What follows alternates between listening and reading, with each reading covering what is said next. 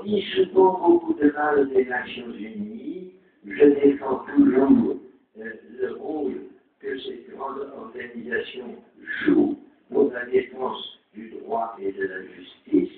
Cette organisation qui dispose d'un Conseil des droits de l'homme, ce Conseil a demandé à un juge, un procureur sud-africain très remarquable, Richard Goldstone, de faire rapport sur l'opération conduite par Israël en violation de toutes les règles du droit international, l'opération que Israël a appelée Front Durci, rien que ce nom est à faire trembler.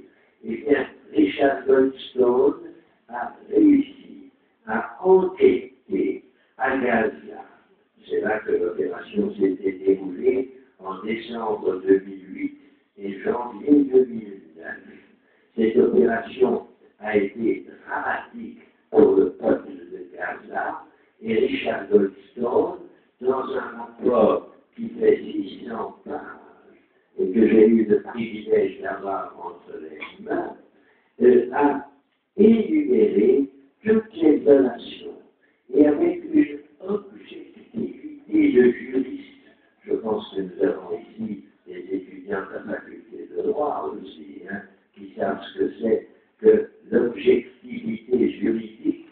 Avec cette objectivité, il a mis le point sur toutes les violations commises par l'armée israélienne, mais aussi sur la violation commise par le Hamas, qui a envoyé des roquettes sur un village israélien proche de Gaza. C'est donc, il faut le reconnaître, un rapport auquel on ne peut apporter aucune critique.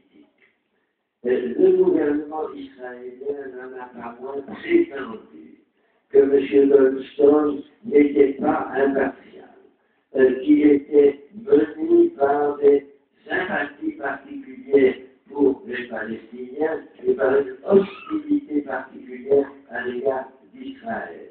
Et de ce fait, le rapport Goldstone, qui est passé par le Conseil des droits de l'homme qui l'a approuvé, qui a été renvoyé à la